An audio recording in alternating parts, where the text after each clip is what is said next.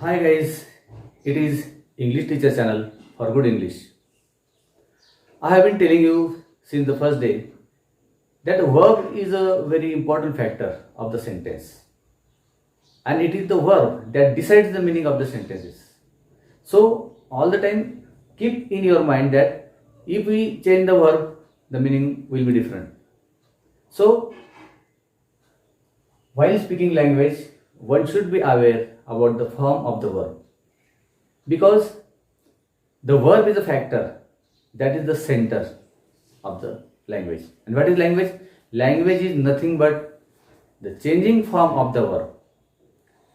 What the speaker does all the time, he changes the forms of the verb and he changes the meaning. So keep in your mind all the time that the verb is the center, verb is the soul of the language.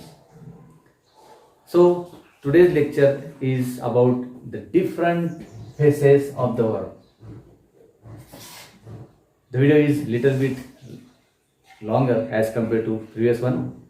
So see the video till the end. Subscribe the video, share it among the friends, like it and comment it.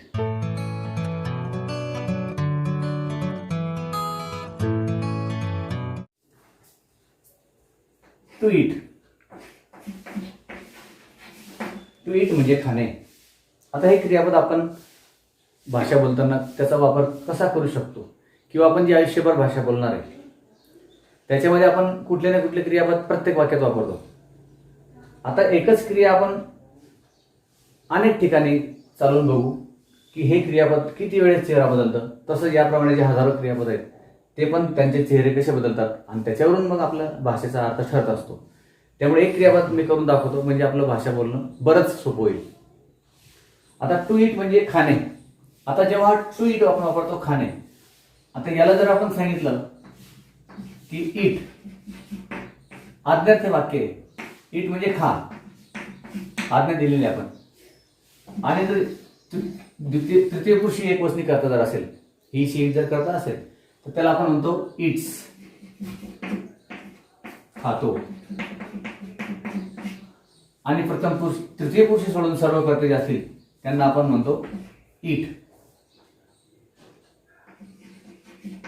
याचा अर्थ पण खातो. मी खातो, आम्ही खातो, ते खातात. यावेळेस आपण first form of the verb वापरतो आणि आज्ञार्थीमध्ये पण फर्स्ट फॉर्म वापरतो. आता खाल्ले, एट, सर्व कर्त्यांसाठी एट वापरतो आपण. आणि खाणार, खाणारसाठी आपण वापरतो विल इट. विल इट किंवा शॅल इट. म्हणजे बघा एकाच क्रियापदाने किती चेहरे बदलले.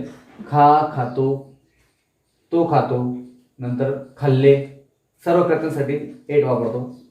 I ate, we ate, he ate, they ate. नंतर विल इट खाणार. नंतर आय एम इटिंग, खात आहे, खात आहे. मी स्वतःबद्दल आहे, आय एम इटिंग. नंतर तृतीय पुरुषी एकवचनी असेल इज इटिंग, तो खात आहे, ती खात आहे. अशा प्रकारे. नंतर अनेक जण असतील, आर इटिंग, खात आहेत, खात आहेत. खात आहेत क्रिया चालू आहे, क्रिया चालू आहे त्यावेळेस आयएनजी त्या क्रियापदाला लावलेलं आपलं इटिंग. आणि कर्त्यानुसार आपण क्रियापद बदलत असतो. नंतर खात होता, वॉज इटिंग, खात होता, होता. एकटा असेल तर खात होता, सर्व कर्त्यांसाठी आय वॉज इटिंग. मात्र वीला वाद चालणार नाही म्हणून काही अनेक वचनी कर्त्यासाठी वेर इटिंग, खात होते, वेर इटिंग, खात होते.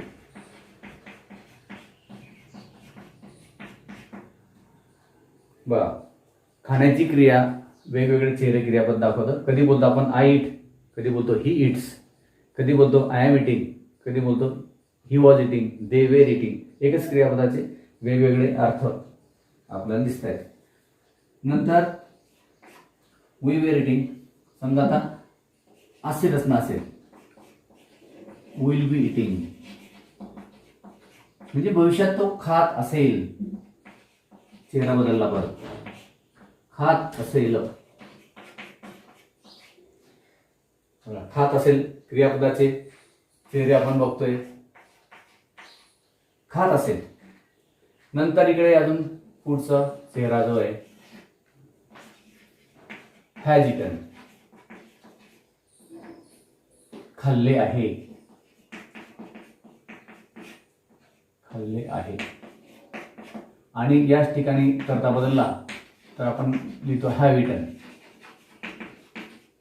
याचा पण अर्थ होतो खाल्ला, खाल्ली, खाल्ले, खाल्ले आहे. पूर्ण क्रिया झालेली. She has eaten, we have eaten. नंतर या क्रिया आपल्याला माहितीच आहे. पुढच्या काही क्रिया नवीन आहेत. या ठिकाणी हॅड इटन, खाल्ले होते, had eaten. Past participle of the verb, खाल्ले होते. ज्याप्रमाणे आपण चेहऱ्यावरून व्यक्ती ओळखतो, वर्गातील जेवढे विद्यार्थी असतील आपण ओळखतो, हा तो आहे, तो आहे, तसं क्रियापदाच्या चेहऱ्यावरून त्याचा अर्थ आपल्याला समजणं गरजेचं आहे. क्रियापदाच्या स्वरूपावरून जर अर्थ समजला तर आपल्याला भाषा समजली. नंतर त्याची प्रॅक्टिस केली तर भाषा बोलता येईल.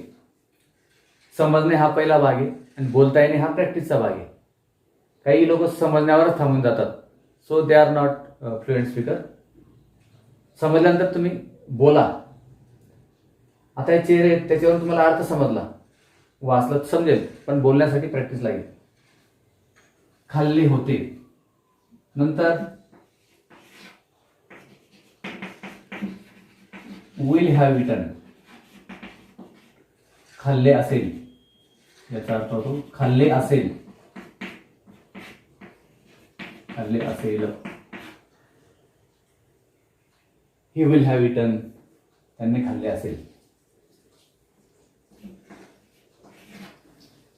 आता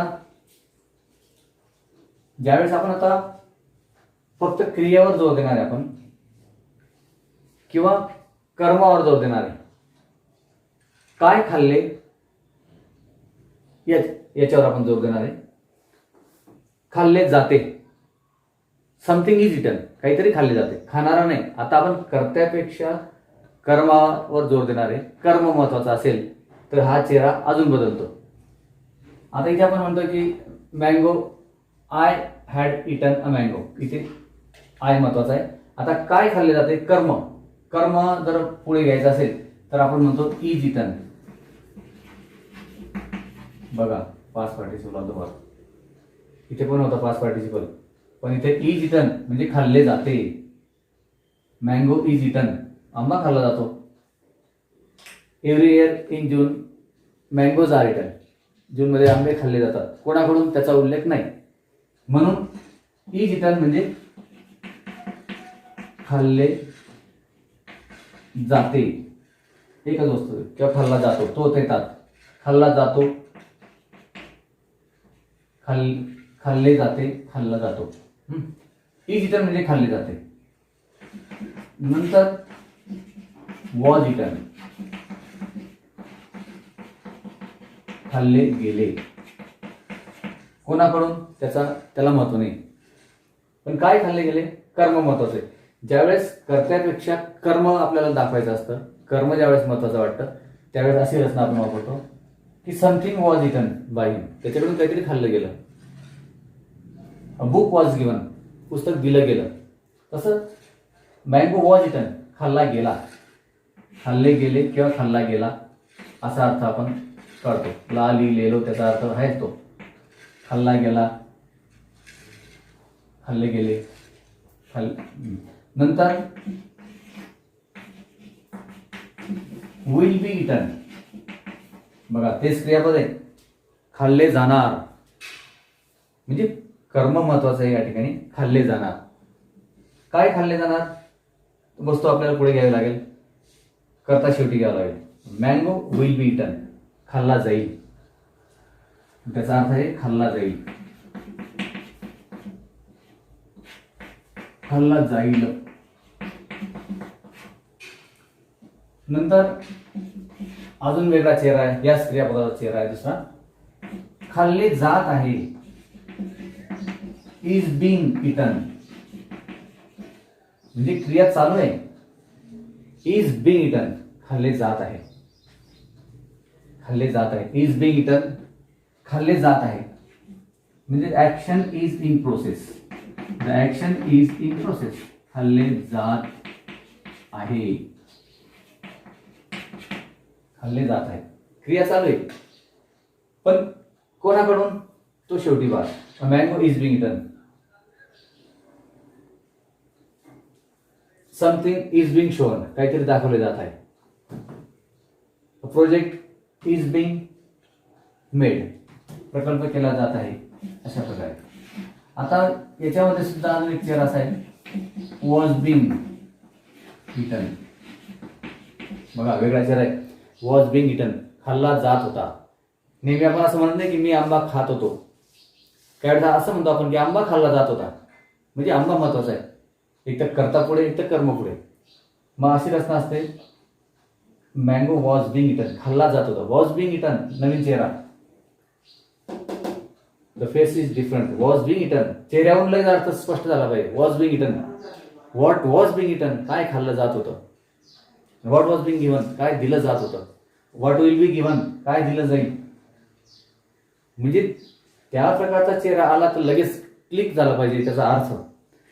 जसं आपण चेहऱ्यावरून व्यक्ती ओळखतो तसं त्या साऊंडवरून तो चेहरा ओळखायचा आणि त्याच्यावरून त्याचा अर्थ ओळखायचा. वॉज बीइंग इटन, खाल्ले जात होते, खाल्ले जात होते. The action is, the action was in process. The action was in process, खाल्ले जात होते.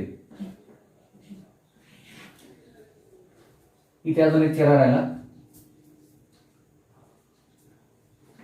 R eaten. अनेक वस्तू आहेत, खाल्ले जात आहेत. आर इटन, खाल्ले जातात. इथे आपण इज इटन, खाल्ले जाते आहे नाही, इथे खाल्ले जात आहे, बरोबर आहे. आणि इथे इज इटन म्हणजे खाल्ले जाते. नंतर आर इटन, खाल्ले जातात. अनेक वस्तू तिथे खाल्ले जातात. Mangoes are eaten, books are given, पुस्तकं दिली जातात. तसंच आर इटन. नंतर इथे याचा पण वेर होईल, वेर being eaten. Mangoes were being eaten, आंबे खाल्ले जात होते. अनेक वचन आहे, खाल्ले जात होते. क्रिया चालू होती पण अनेक वचन होतं. खाल्ले जात होते. Mangoes were being eaten. See the all faces, खातो, खाल्ले, खाणार. खाल्ले होते, खाल्ले जाते, खाल्ले जात आहे, खाल्ले जातात. आणि इथे सुद्धा खाल्ले जात होते. नंतर पुढचा चेहरा आहे, हा जास्त महत्वाचा चेहरा आहे. हा चेहरा आपण बऱ्याच ठिकाणी बघतो, वर्तमानपत्रात बघतो, न्यूज मध्ये बघतो. हॅज बीन चा उपयोग जास्त होतो. हॅज बीन इटन, खाल्ले आहे, खाल्ले गेले आहे. खाल्ले आहे नाही, खाल्ले गेले आहे. इथे खाल्ले आहे, इथे आपण पाहिलं खाल्ले आहे, हॅज इटन, हॅव इटन. पण जेव्हा खाल्ले गेले आहे दुसऱ्याकडून, मी नाही, बोलणाऱ्याकडून नाही, इथे जो म्हणतो आय हॅव इटन, मी खाल्ले आहे, सी हॅज इटन, इथे खाणारा महत्वाचा आहे. पण इथे खाणारा महत्वाचा नसेल तर खाल्ले गेले आहे. समथिंग हॅज बीन इटन, खाल्ले गेले आहे त्याच्याकडून, माझ्याकडून नाही. I am not the subject. खाल्ले गेले आहे, Whenever the subject is not there, we use such a contraction, that is passive contraction. Has been eaten, खाल्ले गेले आहे, पूर्ण काळ आहे, खाल्ले गेले आहे, खाल्ले गेले आहे. आणि या ठिकाणी अजून एक कर्ता वेगळा असता, ही सी इट असेल तर हॅज वापरतो. तृतीय पुरुषी कर्ता जर असेल तर आपण हॅज वापरतो ही सी इटसाठी. आणि इतर उरलेले जे करते आहेत आय, वी, यू आणि दे, त्यासाठी हॅव वापरतो. मग त्याच ठिकाणी सुद्धा हॅव बीन इटन म्हणजे खाल्ले गेले आहे, खाल्ले गेले आहे. म्हणजे वेगवेगळे चेहरे आपल्या लक्षात येतात आणि प्रत्येक चेहरा हा त्याचा प्रत्येकाचा रंग वेगळा आहे, प्रत्येकाचा अर्थ वेगळा आहे आणि प्रत्येकाचा वापर आणि आकारही वेगवेगळा आहे. एवढे चेहरे जर आपल्याकडे आले तर आपण चांगल्यापैकी वाक्यरचना करू शकतो, समजू शकतो. नंतर आहे 21, खाल्ले गेले होते, हॅड बीन इटन, खाल्ले गेले होते पूर्ण भूतकाळ, had been eaten, something had been eaten. ही पण रचना बऱ्याच वेळेस आपण ऐकतो. आणि हा बीन अनेक ठिकाणी आल्यामुळे त्याचा चेहरा आपल्याला कन्फ्यूज करतो काय. त्यामुळे त्या सर्व प्रकारचे बीन हे पाहून बोलून आपल्या वाक्यामध्ये आले पाहिजे. एका मागच्या व्हिडिओमध्ये, टू बीच्या व्हिडिओमध्ये आपण तो बीन पाहिलेला आहे. टू बीचा व्हिडिओ तुम्ही बघा, त्याच्यामध्ये तुम्हाला हा अतिशय महत्त्वाचा क्रियापद आहे बी, हे तुम्हाला समजेल. बी समजायला लोकांना 5-5, 7-7 वर्ष लागून जातात. परंतु टू बी तुम्ही त्या टू बीच्या व्हिडिओमध्ये बघा, मागचा आपला व्हिडिओ आहे, तिथे तुम्हाला बीन आणि परफेक्ट टेन्स मधला बीन समजेल. इथे हा पॅसिव्ह मधला बीन आहे. कधी हा बीन पूर्ण भूतकाळात असतो आणि काही वेळेस हा चालू पूर्ण काळामध्ये असतो. तो आताचा विषय नाही, तो मागचा व्हिडिओ तुम्ही बघा. पुढचा चेहरा आहे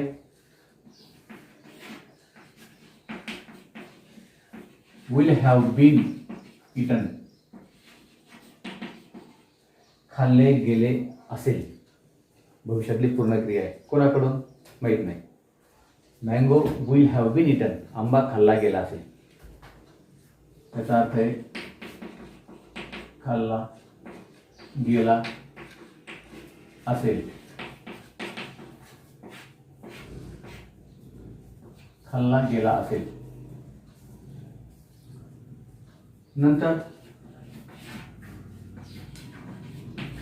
कॅन इट, नवीन चेहरा, खाऊ शकतो. बघा, इट जे खातो, कॅन इट खाऊ शकतो. कॅन इट सर्व कर्त्यांसाठी तुम्हाला चालेल, कारण ते मॉडल वर्ग आहे. त्याला काही टेन्शन नाही तुम्हाला ही येऊ का सी येऊ, प्रथम पुरुष येऊ का तृतीय पुरुष येऊ, कॅनला काही अडचण नाही. I can eat, he can eat, she can eat, we can eat, सर्व. आणि verbal can we eat, I can't eat. खाऊ शकतो, खाऊ शकतो, खाऊ शकतो. पुढचा चेहरा आहे कुड इट, कुड इट, खाऊ शकलो. बघा अर्थ बघा, खाऊ शकलो. एकाच क्रियापदाचे चेहरे वेगवेगळे आपण बदलून भाषा बोलत असतो. खाऊ शकलो. नंतर खावे, शुड इट, खावे, खायला हवे किंवा खावे, अपेक्षा असते तेव्हा शुड वापरतो आपण. शुड इट, खावे, त्याचा अर्थ बघा. आय इट, मी खातो, आय शुड इट, मी खावे. बघा चेहऱ्यामध्ये फरक आहे ना. नंतर 26, त्याच्यामध्ये आपण विल आणि शालचे चेहरे पाहिलेलेच आहे. शाल आणि विल आपण घेतलेला आहे. इकडे येतो बघा, विल इट. आता शाल इट फार कमी वापरतात नवीन सिलेबस प्रमाणे, पण तरी लक्षात असू द्या. आय शाल इट म्हणजे पण खाणार, आय शाल इट आणि आय विल इट, खाणार आहे. तसं आता शक्यता, आय मे इट, कदाचित खाईल,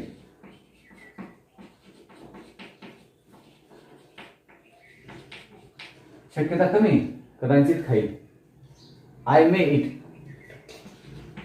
आणि त्याच्यापेक्षा अजून कमी शक्यता असेल, माईट इट, कदाचित खाईल, कमी शक्यता.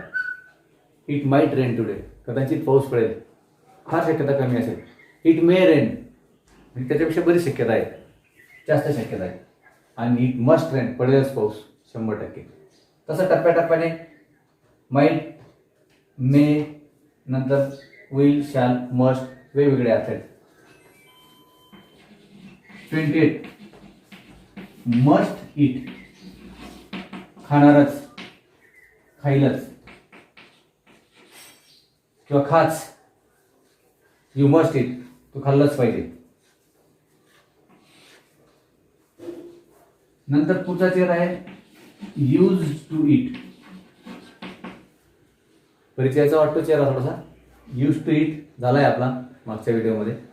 हॅबिच्युअल पास्ट इतर ठिकाणी वापरतात तो, पण खात असे. मी आंबा खायचो, आता नाही खात. भूतकाळातली सवय. यूज टू इट म्हणजे खायचो, खात असे, खात असे. Use to eat. नंतर वुड इट. वुड इट म्हणजे खाणार किंवा खात असे, अशा प्रकारचा अर्थ आहे त्याचा. Would eat. नंतर टू इट इन्फिनिटिव्ह म्हणून वापरतो आपण. To eat, to eat. I want to eat म्हणजे मला खायचे.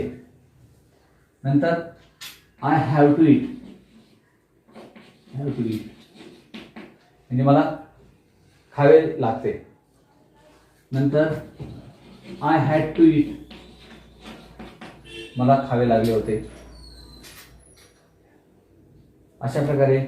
नंतर I am going to eat, मी खाणार आहे. जवळचा भविष्यकाळ असेल तर जीव गोइंग टू इट म्हणजे 28, 29, 30, 31, 32, 33, 34. 34 चेहरे बघा. एकाच क्रियापदाचे 34 चेहरे होऊ शकतात. अजूनही काही चेहरे होऊ शकतात, पण टप्प्याटप्प्याने ते चेहरे आपण घेणार आहेत. मग भाषा बोलणं किती सोपं आहे बघा. एकाच क्रियापदाचं जेवढं आपण विश्लेषण केलेलं आहे, त्याचं डिसेक्शन केलेलं आहे, तर भाषाचे एवढे वेगवेगळे रंग असतात क्रियापदाचे, आणि ते आपल्याला बोलणाऱ्याला समजून घेणं गरजेचं आहे. आणि ते जर त्याला समजलं तर तो शक्यतोवर प्रसंगानुसार क्रियापद ठेवतो आणि त्याचं स्वरूप बदलतो. म्हणजे तो भाषा बोलताना परफेक्ट वाटतो. की शुड इट वापरायचं त्याने, का वुड इट वापरायचं, का यूज टू इट वापरायचं, का ॲम इटिंग वापरायचं, का हॅज बीन इटन वापरायचं, हे त्या त्या परिस्थितीवर त्याला क्लिक झालं पाहिजे. सिच्युएशननुसार त्याच्या विचारातून ते बोलणं झालं पाहिजे, म्हणजे त्याला भाषा अतिशय पूर्णपणे बोलता येते. तर तुम्ही स्क्रीनशॉट याचा घेऊ शकतात. स्क्रीनशॉट याचा घेऊन घ्या. स्क्रीनशॉट घेतल्यानंतर या प्रकारे क्रियापद पाठ करा आणि ते बोला. कर्ता घेऊन बोला, कर्म घेऊन बोला, परंतु बोलल्याशिवाय ते होणार नाही. आणि याचे अजून बरेच चेहरे, जवळजवळ अजून काही चेहरे जे राहिलेले आहेत ते चेहरे पण आपल्याला पुढच्या लेक्चरमध्ये होतीलच. परंतु फक्त वाक्य बोलणं म्हणजे इंग्लिश बोलणं नाही, तर त्याचा निगेटिव्ह करता आला पाहिजे, त्याचा व्हर्बल करता आला पाहिजे, त्याचा WH करता आला पाहिजे. या सर्व गोष्टी आपण करू भविष्यामध्ये. आणि रोजच कमीत कमी 20 ते 25 मिनटं वाचन पाहिजे, मोठ्या आवाजात बोललं पाहिजे. या सर्व गोष्टी या इंग्लिश स्पीकिंगचा भाग आहे, इंग्लिश लर्निंगचा भाग आहे. तर ठीक आहे मित्रांनो, व्यवस्थित तयारी करा. काही वाटलं तर कमेंट करा. पुढच्या लेक्चरमध्ये आपण आता भेटू. Till then, good bye.